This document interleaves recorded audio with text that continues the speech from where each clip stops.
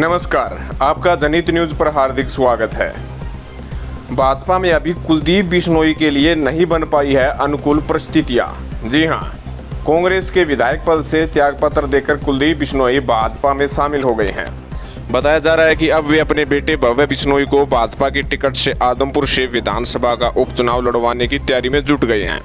वर्तमान हालातों में आदमपुर से भव्य बिश्नोई का चुनाव जीतना उनके पिता कुलदीप बिश्नोई के राजनीतिक भविष्य को बचाए रखने को बहुत आवश्यक है।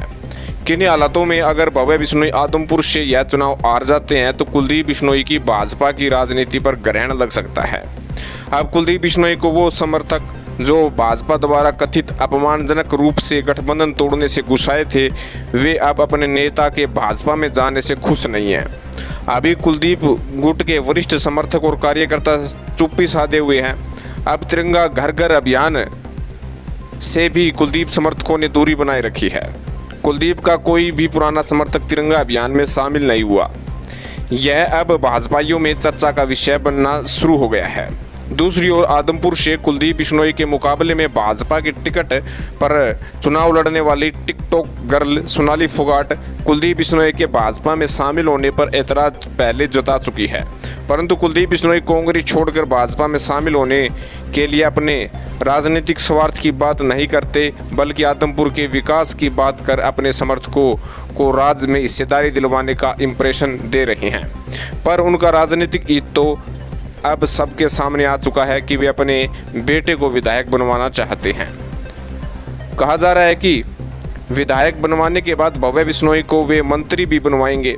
अब वे खुद केंद्र की राजनीति करना चाह रहे हैं, पर चर्चाकार कहते हैं कि आने वाले 2024 के चुनाव में भाजपा का एक परिवार एक टिकट का सिद्धांत उनके सपनों में अड़चन लगा सकता है।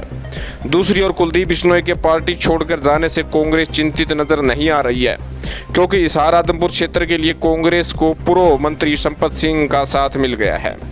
कहते हैं कि आदमपुर के उपचुनाव में संपत सिंह अपने लिए नहीं, अपने बेटे गौरव संपत के लिए कांग्रेस की टिकट देना चाहेंगे। पर राजनीतिक चर्चाकारों का कहना है कि अभी कांग्रेस जयप्रकाश यानी जेपी में रुचि दिखा रही है। पर दूसरी ओर कुलदीप बिश्नोई के कांग्रेस में जाने के बाद पार्टी में अब दो गुट बन गए हैं। एक गुट बिश्नोई के कांग्रेस छोड़ने को सही नहीं करार दे रहे हैं, तो दूसरे गुट के लोगों का कहना है कि बिश्नोई के जाने से कांग्रेस को कोई राजनीतिक घाटा नहीं हुआ है। पर एक सच यह है कि अब कांग्रेस के पास हरियाणा में कोई गैर जाट चेहरा नहीं है जो जाटों के अलावा दूसरी जाति के मतदाताओं को प्रभावित कर सकें। लेकिन अब एक चर्चा यह भी उठने लगी है कि कांग्रेस कुलदीप बिश्नोई के बड़े भाई व पूर्व डिप्टी सीएम चंद्रमोहन को प्रमोट कर सकती है। चंद्रमोहन के माध्यम से भजनलाल की राजनीतिक विरासत को कांग्रेस अपनी ओर लाने के बारे में विचार कर सकती है। दूसरी ओर चंद्रमोहन समर्थक कांग्रेस से मांग करने लगे हैं कि उनके नेता को आदमपुर से पार्टी प्रत्याशी बनाएं। चंद्रमोहन आदमपुर से कांग्रेस को जीत दिलवा सकते हैं, उनके समर्थकों का कहना है। देखना होगा कि आदमपुर का उपचुनाव जीतने के लिए कांग्रेस को क्या रणनीति अपना सकती है, क्या कुछ आगे हो सकता है। कहीं ना कहीं इस वक्त कुलदीप की सिचुएशन भारतीय जनता पार्टी में जो है वो अनुकूल नहीं हुई है और इसका खामियाजा उन्हें भुगतना भी पड़ सकता है। आपका इस विषय में क्या कहना है, कमेंट करें, चैनल को सब्सक्राइब करें। धन्यवाद।